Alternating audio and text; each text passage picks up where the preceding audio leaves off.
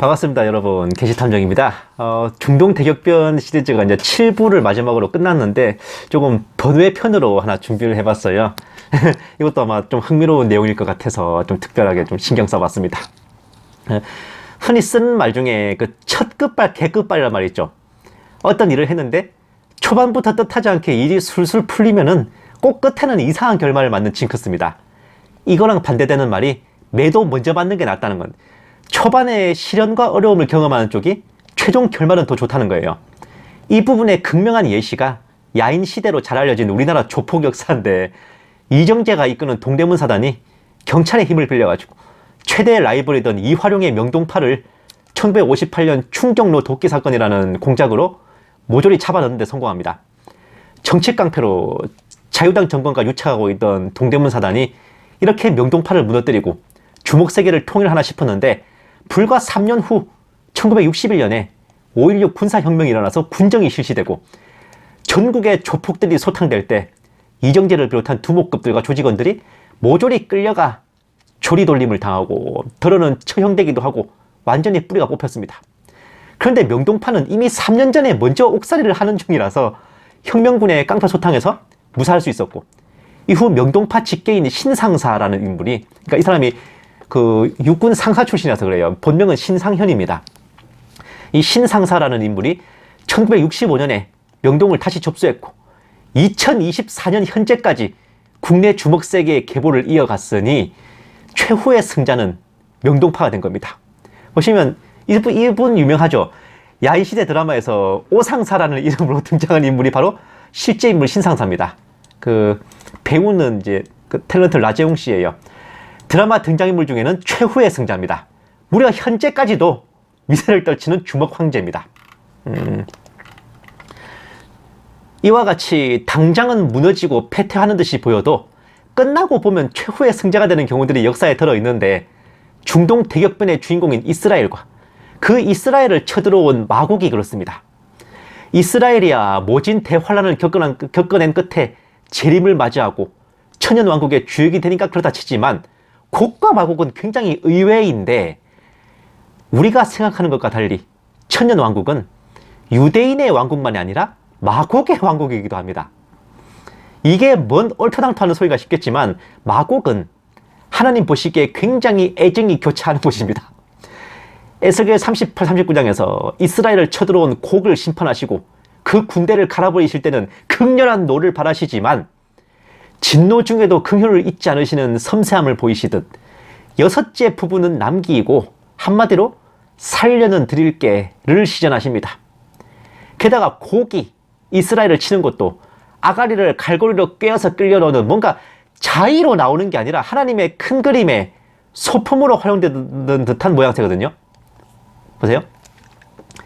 에스겔 38장 4절. 너를 돌이켜 갈고리로 네 아가리를 꿰고 너와 말과 기마병 곧 내 온 군대를 끌어내되. 2차 세계대전에서 이제 나치 독일이 미국과 전쟁을 하게 된 것이 동맹국인 일본이 진주만 공습으로 미국을 치는 바람에 억지로 말려 들어간 거예요. 1차 세계대전도 독일의 동맹국인 오스트리아가 전쟁을 시작하는 바람에 독일이 말려 들어간 것을 생각해 보면은, 곡과 마곡이 이스라엘을 치게 된 것도 어쩌면 동맹인 이슬람 연합군이 이스라엘과 싸우는 바람에 억지로 끌려 들어간 거 아닌가 싶거든요. 충분히 개연성 있는 추측입니다. 또 보시면 에스겔 39장 6절. 내가 또 불을 마곡과 및 섬에 평안히 거주하는 자에게 내리리니 내가 여호와인 줄 그들이 알리라. 이슬람 연합군이, 그 중동 아랍 연합군이 군대는 물론 나라까지 몽창 갈려나갈 때 러시아 또한 군대 피해는 물론 국토 일부도 얻어 터지는 등 확실히 대가는 치릅니다. 그러나 휴거 전까지 신세계 질서를 막아서고 차별금지법의 확산을 막는 방패 역할을 하고 그야말로 요시아의 선정을 펼치던 러시아를 하나님께서 기억하셨기에 이슬람 친구 잘못 사귄 죄로 이스라엘을 치다가 개발살이 나긴 하지만, 그간의 모든 사정을 다 보시고 마곡을 대환란 때도 존속시켜서 신세계 질서의 세계 정부를 막는 방파제 임무를 다시 맡기실 겁니다. 유다왕 요시아가 잠시 눈이 돌아갔다가 죽었어도 그가 죄인이 된 것은 아니고, 이스라엘이 배도하여 심판을 받았어도 살려두어 역사를 이어가게 하셨듯이 마곡, 러시아 또한 그렇게 역사를 이어가서 천년 왕국에까지 이를 겁니다. 아니, 것입니다가 아니라 그렇게 돼요. 보세요. 계시록 20장 8절 나와서 땅의 사방 백성 곧 곡과 마곡을 미혹하고 모아 싸움을 붙이리니 그 수가 바다의 모래 같으리라. 천년왕국 말미의 최후의 전쟁에서 무적행에서 나온 사탄에게 미혹되어 예루살렘을 애워싸는 사방 백성들이 곡과 마곡입니다. 내용 자체는 좀 안 좋은 의미지만은 확실한 팩트는 천년왕국의 백성들을 그들의 이름을 붙여 지칭할 정도로 마곡이 유대인과 더불어 천년왕국의 주류가 된다는 거예요. 이 정도면 지금까지 천년왕국을 유대인의 왕국이라 생각했던 게 무색할 만치 마곡의 왕국이라 해도 틀린 말은 아닙니다. 대환란 초입에 곡과 마곡 전쟁에서 그들이 복날 개잡띠 두들겨 맞고 무너지는 모습만 보이지만 결국 마곡이 자신들과 그렇게 싸웠던 이스라엘과 나란히 손을 잡고 최후의 공동승자가 되는 아이러니한 대반전이잖아요. 보세요. 이게 제가 계시록 강연을 할 때 그렸던 아주 성의 없이 그렸던 이제 대환란 지도인데, 영미 서방을 중심으로 한 일루미나티가 슬라브족과 동양인들을 멸망시키려는 계획을 추진하며 대환란 때 적그리스도가 제대로 그 뜻을 펼치려고 듭니다. 하지만 후 3년 반까지, 그 후 3년 반 말까지 천하 통일이 아니라 천하 3분에 그칩니다. 유럽, 아메리카, 오세아니아, 아프리카, 중동을 평정했지만 러시아와 극동아시아는 무너지지 않고 끝내 주권을 지켜내고 오히려 적그리스도를 협공하여 좌절시킬 겁니다. 이렇게 보면 러시아는 하나님 입장에서는 참 애증이 교차할 만하잖아요. 곡과 마곡 전쟁에서 한바탕 징계를 하시면서도 끝끝내 주님께서는 러시아를 버리지 못하고 중책을 맡기시는데 그 이유가 다른 데 있지 않습니다.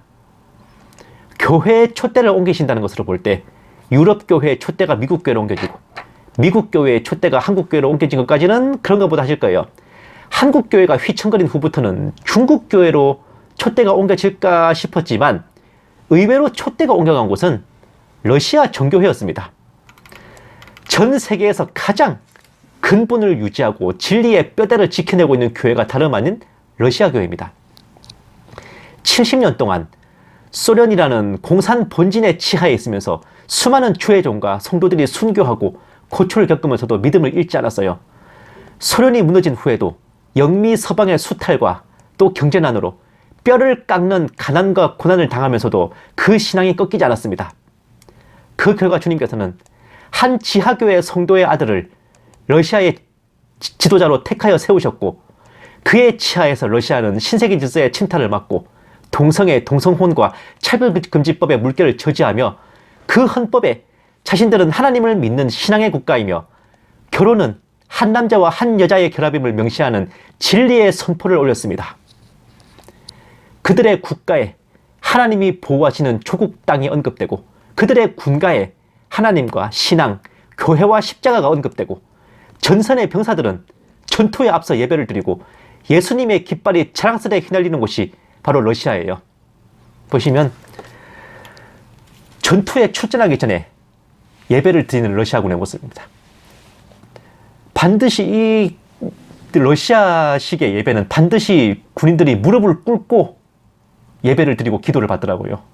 굉장히 뭔가 21세기에 진짜 십자군 중세시대의 군대를 보는 것 같은 기분이었습니다. 또 보세요.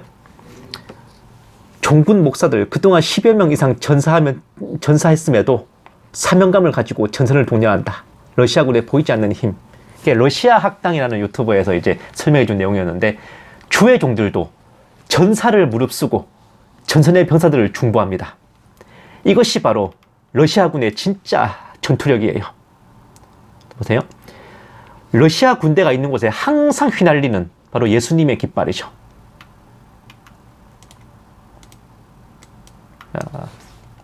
또 보세요. 러시아 종교회는 아브데예프카에 있는 막달라 마리아 교회가 살아남은 것을 기적이라 불렀습니다. 이것은 하나님의 기적입니다. 주님은 자비로우십니다. 이 사원은 불행한 민간인과 군인 모두에게 큰 위로가 됩니다. 이것은 매우 기쁜 일입니다. 라고 러시아 정교회 수석 군사제인 대제사장 디미트리 바실렌코프가 타스 통신에 말했습니다. 아마 인터뷰한 내용이겠죠. 우크라이나군 4만 8천 명과 러시아군 2만 7천 명이 격돌하면서 온 도시가 초토화된 아브디에프카 전투에서 놀랍게도 막달라 마리아 교회는 멀쩡하게 보존이 됐네요. 어마어마하지. 흔히 교회사를 말할 때 초대교회에서 곧바로 카톨릭으로 이어지는 경우가 많아요. 초대교회가 이제 교부 시대를 거쳐서 로마 카톨릭으로 배도하게 되고 그렇게 1000년 가까이 이어가다가 종교개혁으로 초대교회의 근본을 회복한 프로테스탄트 개신교회가 출범했다고 설명하는데 서구 중심의 역사관으로 인해 외면당했을 뿐 카톨릭과 더불어 초대교회의 근본을 이은 곳이 바로 정교회입니다. 종교개혁보다 까마득히 오래전에 한 500년 전인가 동서교회의 분립이 먼저 있었습니다. 그때 카톨릭과 정교회가 분리돼서 내려온 겁니다. 오랜 세월이 지나서 종교개혁으로 탄생한 개신교회는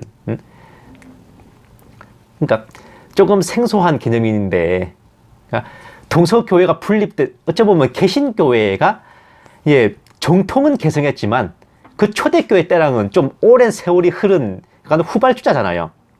그렇기 때문에 좀 개신교회에는 생소한 개념이지만 초대교회 직계에는 사도 전승이라고 하는 전통이 있었습니다. 해당 교회가 예수님의 제자, 즉 사도에 의해 설립됐고 이후 교회의 대표자는 해당 사도의 맥을 이어온다는 겁니다. 예를 들면 카톨릭 12대 교황이라 그러면 사도 베드로의 12번째 제자 및 후계자라는 식으로 말이야. 물론 개소리지만 아니 카톨릭이 하는 건 개소리야. 배도자 주제에 무슨. 그런 것처럼 정교회도 사도 전승이 있어요. 바로 예수님의 두 번째 제자인 사도 안드레의 후예가 바로 정교회입니다. 보시면 예수의 12사도 중 제2사도 안드레아스, 초대 콘스탄티노폴리스 총대주교, 정교회의 창시자 사도 안드레입니다. 사도 베드로의 정통을 이은 로마 교회가 로마 카톨릭으로 배도했고 개신교회는 중간에 탄생한 초신성이기에 초대교회의 맥을 직계로 이어가지고 사도 전승을 가진 유일한 교회가 정교회라 해도 과언은 아닙니다. 이런 이유로 정교회는 자신들의 교회와 신앙에 대한 자부심이 엄청납니다. 사도의 후예라는 그 프라이드가 공산치하 70년과 뉴월드의 미혹에도 불구하고 근본 진리와 믿음을 굳건히 지켜낸 힘이 된 겁니다. 보세요. 이게 러시아의 상징 중에 하나인 이 X자 십자가가 바로 사도 안드레가 순교했던 그 십자가의 모습을 딴 겁니다. 사도 안드레가 전도했던 대표적인 곳이 러시아의 기원이 된 키예프였기에 러시아인들은 기꺼이 사도 안드레의 십자가를 자신들의 상징으로 받아들였습니다. 지금도 사도 안드레는 러시아와 우크라이나의 공통 수호 성인이에요. 자, 또 보세요. 러시아의 최고 훈장이 뭐냐? 먼저 부르심을 받은 사도 성 안드레 훈장입니다.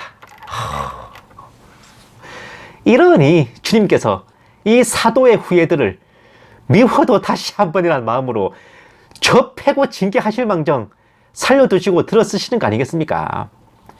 이렇게 보면 똑같이 이스라엘을 쳐들어와서도 깡그리 멸망하는 세계 정부와 달리 이스라엘을 쳐들어온 대죄에도 불구하고 살아남게 되는 러시아를 보면 구원받은 자와 못 받은 자의 차이가 확실히 드러나는 것 같아요. 같은 죄를 지어도 불신자에게는 저놈의 목을 쳐라 하지만은 성도에게는 저놈을 매우 쳐라 이거잖아요. 살려는 드릴게. 매우 쳐라, 목을 쳐라. 이 차이점. 러시아와 더불어 살아남게 될 극동아시아 또한 러시아만큼의 사도 전승은 아니지만 사도를 통해 복음의 씨앗을 뿌리셨으니 바로 사도 도마입니다. 사도 도마는 인도까지 가서 복음을 전하다가 이제 순교했는데 스리랑카와 마주한 인도 남단까지 전도 여행을 했어요. 그리고 인도네시아, 말레이시아, 중국과 신라까지 다녀갔다는 설이 있을 정도로 말 그대로 동방의 사도였습니다. 사도 안데를 통해 러시아를, 사도 도마를 통해 극동아시아를 살려두실 주님의 동아줄, 연줄, 지연, 혈련, 학연을 심어 놓으셨으니까 주님의 제자들은 공생애 때나 초대교회 때는 물론 2000년 지난 지금까지도 열일하고 계신 것 같아요. 예루살렘과 온 유대와 사마리아는 물론 북쪽 땅끝과 동쪽 땅끝까지 제자를 삼으면서 말이죠. 이럴 거 아니야. 사도 안드레가 러시아 사람들을 보면서 또 사도 도마가 아시아 사람들을 보면서 아 주님 제가 아는 사람들이에요. 좀 살려주시면 안 돼요? 이렇게 부탁하고 있을지 어찌합니까? 아, 그래도 중동 대격변 마지막으로 좀 은혜롭게 끝냈습니다. 감사합니다. 게시탐정이었습니다.